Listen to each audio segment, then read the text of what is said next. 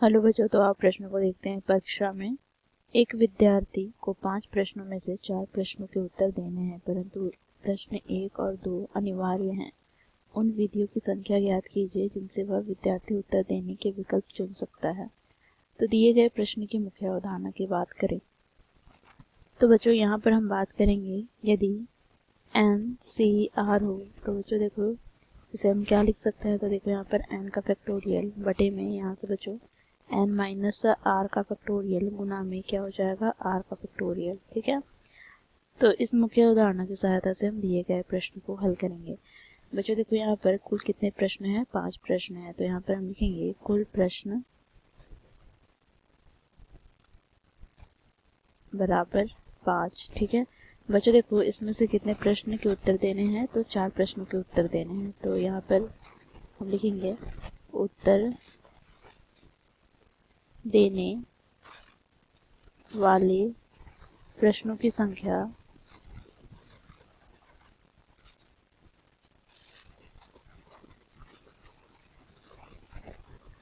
कितना हो जाएगा। तो देखो यहाँ पर 4। ठीक है बच्चों, देखो यहाँ पर प्रश्न 1 और 2 अनिवार्य रूप से हमें इसके उत्तर देने हैं। तो यहाँ पर हम लिखेंगे क्योंकि प्रश्न 1 और 2 अनिवार्य है,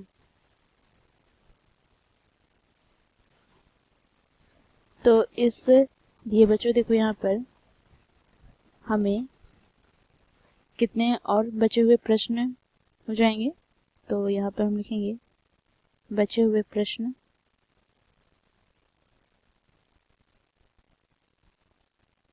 कितने हो जाएंगे। तो देखो कुल कितने प्रश्न थे, 5 प्रश्न थे, जिसमें से बच्चों देखो 2 तो हमें अनिवार्य रूप से देने हैं, तो बचे हुए प्रश्न हो गए 5 माइनस 2 अर्थात 3। ठीक है, अब बच्चों देखो इन 3 प्रश्नों में से हमें कोई और 2 प्रश्न चयन करके लिखने हैं, क्योंकि कुल तो हमें 4 प्रश्न के उत्तर ही देने हैं। ठीक है, तो यहां से हम लिखेंगे इसलिए विकल्प चुनने या चयन करने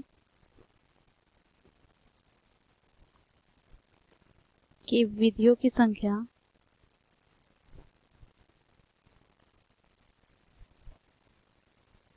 बराबर क्या हो जाएगा। तो देखो यहाँ पर कुल 3 प्रश्न हैं, जिसमें से 2 प्रश्न का चयन करके हमें लिखना है। तो 3C2, तो यहाँ से हमें प्राप्त हो जाएगा 3 का फैक्टोरियल बटे में यहाँ से क्या हो जाएगा, तो 3 माइनस 2 का फैक्टोरियल गुना में 2 का फैक्टोरियल। तो यहाँ से हमें प्राप्त हो जाएगा 3 गुनी 2 का फैक्टोरियल बटे में यहाँ पे 3 माइनस 1 अर्थात 1 का फैक्टोरियल 1 गुना में 2 का फैक्टोरियल। 2 का फैक्टोरियल से 2 का फैक्टोरियल कट जाएगा, तो यहाँ से हमें प्राप्त हो जाएगा 3। अर्थात ऐसे 3 विकल्प अर्थात विधि हैं जिनसे बच्चों हम इन प्रश्नों का उत्तर दे सकेंगे। तो इस प्रकार हम लोगों ने मुख्य अवधारणा की सहायता से दिए गए प्रश्न को हल किया। आशा करती हूँ आप लोगों को यह प्रश्न समझ में आया होगा। धन्यवाद।